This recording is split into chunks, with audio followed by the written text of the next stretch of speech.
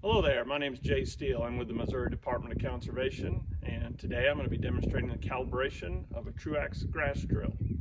So first of all, you want to make sure it's properly hooked up to the tractor with the hydraulics. We will need the hydraulics to activate the drill in the drill mode in the down position for us to be able to calibrate it. So this is how we're going to be calibrating our fluffy grass box, our native grass box on this Truax grass drill.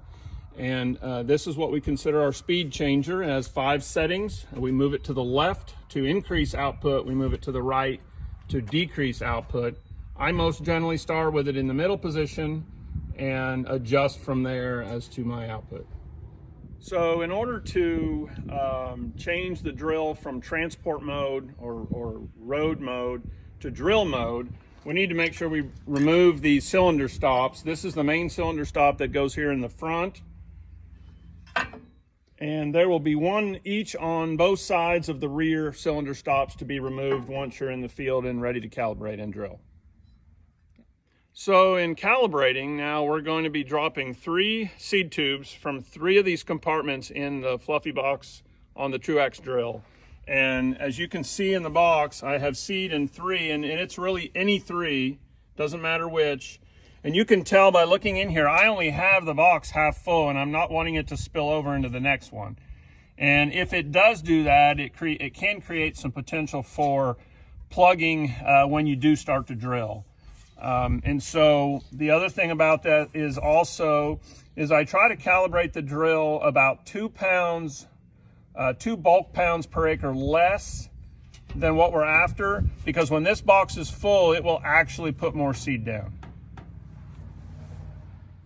Okay, so these seed tubes on the back of the drill underneath the fluffy box are connected, held on there by these hose clamps.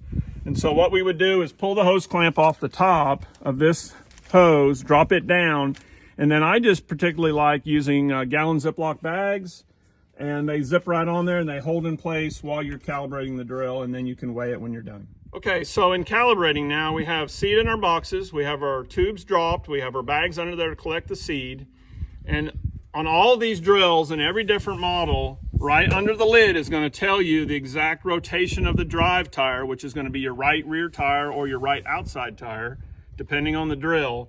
And it tells you what model it is and how many times to rotate it. And this all correlates to the size of the tire. So I like to use a floor jack, but out in the field, sometimes your conditions, your topography is a little uneven. So I always carry a short piece of 2x12 that I set my jack on. You don't have to jack it up very high, just enough to get this tire so it'll turn freely to calibrate. Okay, so now we're down here at the drive tire, and you want to make sure that it's engaged. The engagement pin is right here. There's an in and an out. So one out is disengaged and in is engaged. It is now currently engaged. And on this particular 10-foot drill and this particular size tire, it requires rotation of 13 1/4 turns.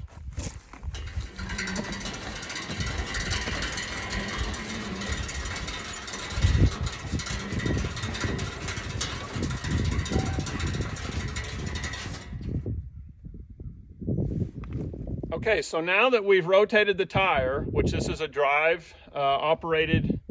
wheel-operated drive unit, we'll pull the seed bags out that we've collected our seed in, where that would have normally fallen down the tubes, and there's the seed that we've collected. Okay, so now that I've collected all 3 bags out from under the drill, my gram scale, which is what I'm measuring in, is calibrated to be on 0 with the 3 empty gallon bags, Ziploc bags. So I will clip it on there. I will measure in grams, and it's helpful if you're out of the wind.